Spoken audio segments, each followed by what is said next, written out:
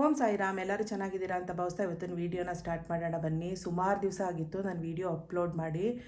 ನನ್ನ health condition ಏನೋ ಒಂಥರ ಬೇಡವೇ ಬೇಡ, ಇದು ಆಗೋದೇ ಇಲ್ಲ ನನಗೆ. ಈ ಕಣ್ಣೇ ಸರಿಯಾಗಿ ಒಂಥರ ಮಂಜು ಮಂಜು ಥರ ಕಾಣಿಸೋದು, ಈ ಥರ ಏನೇನೋ ಒಂದಷ್ಟು ಕಾಂಪ್ಲಿಕೇಟೆಡ್ ಆಗೋಯ್ತು ನನಗೆ. ಅದಕ್ಕೋಸ್ಕರ ನಾನೇ ಸರ್ವೈವ್ ಆಗ್ತೀನೋ ಇಲ್ವೋ ಅನ್ನೋ ಮಟ್ಟಕ್ಕೆ ಬಂದ್ಬಿಟ್ಟಿದೆ ಮೆಂಟಲಿ. ಇಲ್ಲ, ನಾನು ಸ್ವಲ್ಪ ಸ್ಟ್ರಾಂಗ್ ಆಗಬೇಕು, ನಾನು ಸ್ವಲ್ಪ ಲವಲವಿಕೆಯಿಂದ ಇರಬೇಕು ಜೀವನದಲ್ಲಿ. ದೇವರು ಅವರೇ ಕರೆಸ್ಕೊಳ್ಳೋ ತನಕ ನಾವು ಜೀವನ ಮಾಡಲೇಬೇಕಲ್ವಾ. ಅದೊಂದು ಸ್ವಲ್ಪ ನಾವು ಸಂತೋಷದಿಂದ ಜೀವನ ಮಾಡಬೇಕು. ಇದು ಸಂಧ್ಯಾಕಾಲ ಜೀವನದಲ್ಲಿ ಅಂತಾರಲ್ವ, ಹಂಗೆ ಇದು ಈ ಏಜಲ್ಲಿ ಅಟ್ಲೀಸ್ಟು ಇಷ್ಟು ದಿವಸ ಆಗೋಯ್ತು. ಈ ಏಜಲ್ಲಾದರೂ ಅಟ್ಲೀಸ್ಟ್ ಒಂದು ಸ್ವಲ್ಪ ನಾನೆಲ್ಲ ಮೋಟಿವೇಶನ್ ವೀಡಿಯೋಗಳಲ್ಲೂ ಹೇಳ್ತಿದ್ದೆ, ಯಾರು ನಮಗೆ ಖುಷಿಯಾಗಿರಿ, ನೀವು ಸಂತೋಷವಾಗಿರಿ ಅಂತಂದ್ಬಿಟ್ಟು ನಮಗೆ ನಾವೇ ಪ್ರಯತ್ನ ಪಟ್ಟಿರಲ್ಲ ಎಷ್ಟೊಂದು ಸರಿ. ಅಯ್ಯೋ ಹೋಗು, ಯಾರು ನಮಗಿಷ್ಟ ಇರುತ್ತೆ ಕೆಲವೊಂದು ಕಡೆಗೆ ಹೋಗಬೇಕು, ಕೆಲವೊಂದು ಓಡಾಡ್ಕೊಂಡು ಬರಬೇಕು ಅಂತ, ಆದರೂ ಕೂಡ ನಮ್ಮದು ಆರೋಗ್ಯ ಸಾಥ್ ಕೊಡ್ತಾ ಇರಲ್ಲ. ಅಯ್ಯೋ ಬಿಡು, ಯಾರು ಹೋಗ್ತಾರೆ, ಅಯ್ಯೋ ಸುಮ್ಮನೆ ಮಲಗಿರೋಣ ಮನೇಲಿ, ಅಯ್ಯೋ ಬಿಡು ಅಂತ ನಮಗೆ ನಾವೇ ಒಂಥರ ಲೋ ಫೀಲ್ ಮಾಡ್ಕೊಂಬಿಡ್ತೀವಿ. ಅಂಥದ್ರಲ್ಲಿ ಬೇರೆಯವ್ರು ಬರ್ತಾರಾ, ನೀವು ಎದ್ದೇಳಿ ನೀವು ಜೀವನದಲ್ಲಿ ಸ್ವಲ್ಪ ಉತ್ಸಾಹವಾಗಿರಿ, ಉಲ್ಲಾಸವಾಗಿರಿ, ಇದ್ದಿದ್ದೆ ಕಷ್ಟ ಸುಖ ಎಲ್ಲ ಒಂದ್ರ ಮೇಲೆ ಒಂದು ಬರ್ತಾ ಇರುತ್ತೆ, ನೀವು ಒಂದು ಸ್ವಲ್ಪ ಖುಷಿಯಾಗಿರಿ ಅಂತ ಹೇಳೋರು ತುಂಬ ಕಡಿಮೆ. ಆ ಥರ ಮೋಟಿವೇಶನ್ ವೀಡಿಯೋಗಳನ್ನು ಕೂಡ ನಾನು ಮಾಡಾಕಿದ್ದೀನಿ. ಆದರೆ ಅದು ಸ್ವಂತ ಓನ್ ಎಕ್ಸ್ಪೀರಿಯನ್ಸ್ ಆದಾಗ ಅದನ್ನೆಲ್ಲ ನಮಗೆ ನಾವೇ ಸ್ವಲ್ಪ ಚೇತರಿಸ್ಕೊಂಡು, ನಮಗೆ ನಾವೇ ಸ್ವಲ್ಪ ವೇಕಪ್ ಕಾಲ್ ಕೊಟ್ಕೊಂಡು, ಇಲ್ಲ ನಾವು ಸ್ವಲ್ಪ ಖುಷಿಯಾಗಿರಬೇಕು ಅಂತ ನಮಗೆ ನಾವೇ ಇದು ಮಾಡ್ಕೋಬೇಕಾಗುತ್ತೆ. ಇಲ್ಲ ಅಂತಂದರೆ ನಮಗೆ ನಾವೇ ದೊಡ್ಡ ಶತ್ರುಗಳಾಗ್ಬಿಡ್ತೀವಿ, ನಮಗೆ ನಾವು ಭಾರ ಆಗ್ಬಿಡ್ತೀವಿ ಅಂತ ಅನ್ನಿಸ್ತು ನನಗೆ ಇತ್ತೀಚೆಗೆ. ನಿಜವಾಗ್ಲೂ ಬೇಡವೇ ಬೇಡ, ಇನ್ಮೇಲೆ ವೀಡಿಯೋಗಳು ಮಾಡೋಕ್ಕದೇ ಬೇಡ, ಅಷ್ಟು ಒಂಥರ ಆಲಸ್ಯ, ಸುಸ್ತು, ಲೋ BP, ಆರೋಗ್ಯದ ಸಮಸ್ಯೆ ಈ ಥರದ್ದೆಲ್ಲ ಕಾಡೋಕ್ಕೆ ಶುರು ಮಾಡಿಬಿಟ್ಟಿತ್ತು. ಈಗ ಸ್ವಲ್ಪ ಚೇತರಿಸ್ಕೊತಾ ಇದ್ದೀನಿ. ನಮ್ಮ ಜೀವನಕ್ಕೆ ನಾವೇ ಸ್ವಲ್ಪ ಒಂದು ನಮಗೆ ನಾವೇ, ಇನ್ಯಾರೂ ಅಲ್ಲ. ಫಸ್ಟ್ ಪ್ರಿಫರೆನ್ಸು ನಮಗೆ ನಾವೇ ಕೊಟ್ಕೊಳ್ತಾ ಇದ್ದರೆ ಬೇರೆಯವ್ರು ಯಾರು ಕೊಡ್ತಾರೆ ಅಲ್ವಾ. ನಾನೇ ಹೇಳ್ದಂಥ ಮಾತುಗಳಿವು ಕೆಲವೊಂದು ವೀಡಿಯೋದಲ್ಲಿ, ಅದು ನಿಜ ಕೂಡ. ಅದಕ್ಕೆ ಇನ್ಮೇಲೆ ನಾನು ಒಂದು ಆದಷ್ಟು ಸ್ವಲ್ಪ ನನ್ನ ಜೀವನದಲ್ಲಿ ಸ್ವಲ್ಪ ಉತ್ಸಾಹವಾಗಿರಬೇಕು, ಉಲ್ಲಾಸವಾಗಿರಬೇಕು ಅಂತ ಮುಂಚೆಯಿಂದನೂ ನಾನು ಅದೇ ಥರ ಮೆಂಟಾಲಿಟಿಯಿಂದನೇ ನಾನು ಇಷ್ಟು ದಿವಸ ಜೀವನ ಮಾಡ್ಕೊಂಬಂದಿದ್ದು.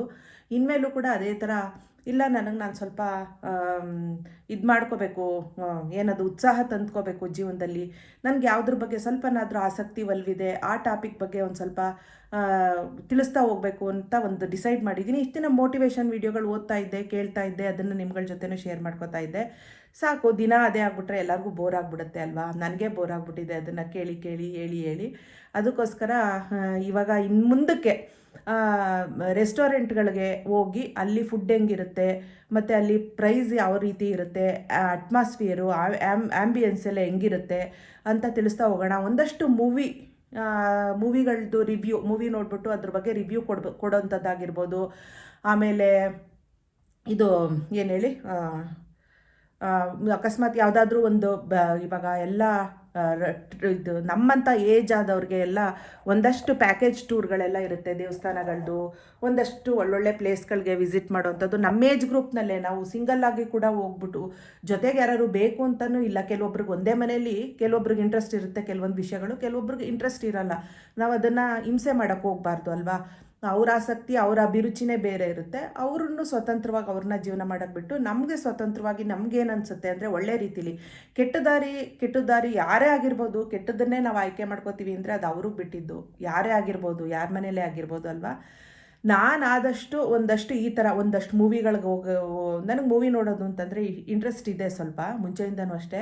ಮೂವಿ ಆಗಿರ್ಬೋದು, ರೆಸ್ಟೋರೆಂಟ್ಗಳಾಗಿರ್ಬೋದು, ಹೋಗಿ ವಿಸಿಟ್ ಮಾಡಿ ನನಗೇನು ಅನಿಸುತ್ತೆ, ಆಂಬಿಯನ್ಸು, ಅಟ್ಮಾಸ್ಫಿಯರು, ಮತ್ತು ದುಡ್ಡು, ಟೇಸ್ಟು ಎಲ್ಲ ಹೆಂಗಿರುತ್ತೆ ಅನ್ನೋದಾಗಿರ್ಬೋದು. ಒಂದು ಮೂವಿ ನೋಡಿದ್ರೆ ಅದ್ರ ಬಗ್ಗೆ ರಿವ್ಯೂ ಕೊಡೋದಾಗಿರ್ಬೋದು. ಅಥವಾ ಈ ಥರ ನಮ್ಮ ಏಜ್ನವ್ರಿಗೆಲ್ಲ ಟ್ರಿಪ್ಗಳೆಲ್ಲ ಅರೇಂಜ್ ಮಾಡ್ತಾ ಇರ್ತಾರೆ. ಆ ಥರ ಏನಾದರೂ ಟ್ರಿಪ್ಗಳಿಗೆ ಹೋದರೆ ಅಲ್ಲಿ ನನಗೆ ಅದು ದುಡ್ಡೇನು ಎಷ್ಟಾಯಿತು, ಅಲ್ಲಿ ಉಳ್ಕೊಳ್ಳೋಕೆ ಯಾವ ರೀತಿ ವ್ಯವಸ್ಥೆ ಇತ್ತು, ಊಟ ತಿಂಡಿ ವ್ಯವಸ್ಥೆ ಯಾವ ರೀತಿ ಇತ್ತು, ಪ್ಯಾಕೇಜು, ಆ ಥರದ್ದನ್ನೆಲ್ಲ ಒಂದಷ್ಟು ಇನ್ಫಾರ್ಮೇಷನ್ ಕೊಡೋಣ ಅಂತ ಡಿಸೈಡ್ ಮಾಡಿದ್ದೀನಿ. ನಿಮ್ಗಿಷ್ಟ ಆದರೂ ಆಗ್ಬೋದು. ನಿಮ್ಗಿಷ್ಟ ಆಯಿತು ಅಂತಂದರೆ ಸಬ್ಸ್ಕ್ರೈಬ್ ಮಾಡ್ಕೊಂಡು ನೋಡಿ, ಒಂದು ಥಮ್ಸಪ್ ಕೊಡಿ. ಹಂಗೆ ನಿಮ್ಮ ಮನಸ್ಸಿಗೆ ಏನಾದರೂ ಇದ್ದರೆ ದಯವಿಟ್ಟು ಕಮೆಂಟ್ ಮುಖಾಂತರ ತಿಳಿಸಿ.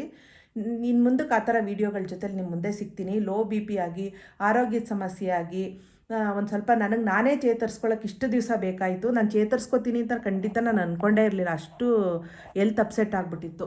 ಇವಾಗಲೂ ನೋಡಿ ಕೈಯೆಲ್ಲ ಸೋತೋಗ್ತಾ ಇದೆ, ಮೊಬೈಲ್ ಇಟ್ಕೊಳ್ಳೋಕ್ಕೆ ಆಗ್ತಾಯಿಲ್ಲ. ಆದರೂ ಕೂಡ ಇನ್ನು ಮುಂದಕ್ಕೆ ನಾನು ಮಾಡಾಕಬೇಕು ವೀಡಿಯೋಗಳನ್ನ, ಈ ಥರ ರೆಸ್ಟೋರೆಂಟ್ಗಳದ್ದಾಗಲಿ ಅಥವಾ ಒಂದಷ್ಟು ಮೂವಿಗಳದ್ದಾಗಲಿ ರಿವ್ಯೂ ಕೊಡೋವಂಥದ್ದಾಗಲಿ ಆ ಥರದ್ದೆಲ್ಲ. ನಾನು ಟ್ರಿಪ್ ಹೋದರೆ ಅದ್ರ ಬಗ್ಗೆ ಆಗಲಿ ಒಂದಷ್ಟು ರಿವ್ಯೂಸ್ ಕೊಡೋಣ ಅಂತ ಡಿಸೈಡ್ ಮಾಡಿದ್ದೀನಿ. ಯಾಕೆ ಅಂತಂದರೆ ನಾನು ಯೂಟ್ಯೂಬ್ ಮಾಡಿ ಸುಮಾರು 2 ವರ್ಷ ಆಯ್ತಾ ಬಂತು ನೋಡಿ. 2 ವರ್ಷದಿಂದ ನನಗೆ ಸ್ವಲ್ಪ ಅಮೌಂಟ್ ಆದರೂ ಪರವಾಗಿಲ್ಲ, ಖಂಡಿತ ಬಂದಿದೆ ಅದು. ನನಗೆ ಒಂದಷ್ಟು ನಾನು ಇಷ್ಟಪಟ್ಟಂಥ ಒಂದಷ್ಟು ವಸ್ತುಗಳನ್ನ ತಗೊಳ್ಳೋಕ್ಕೆ, ಒಂದಷ್ಟು ಜಾಗಗಳಿಗೆ ಹೋಗೋಕ್ಕೆ ನನಗೆ ಈ ಯೂಟ್ಯೂಬಿಂದ ಬಂದಂಥ ದುಡ್ಡು ನನಗೆ ಎಲ್ಪ್ ಆಯಿತು. ಅದಕ್ಕೋಸ್ಕರ ನನಗೊಂದು ಸ್ವಲ್ಪ ಟೈಮ್ ಪಾಸ್ ಆದಂಗೂ ಆಗುತ್ತೆ, ಅದರಿಂದ ಒಂದು 4 ಕಾಸು ಸಿಕ್ಕುತ್ತೆ, ನನಗೂ ಸಮಾಧಾನ ಸಿಕ್ಕುತ್ತೆ.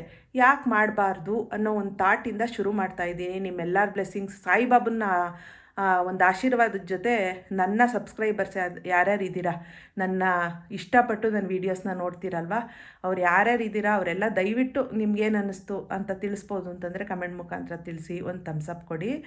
ನೆಕ್ಸ್ಟು ನಾನು ಹೇಳಿದ್ನಲ್ಲ ಆ ಟಾಪಿಕ್ಗಳ ಜೊತೆ ನಿಮಗೆ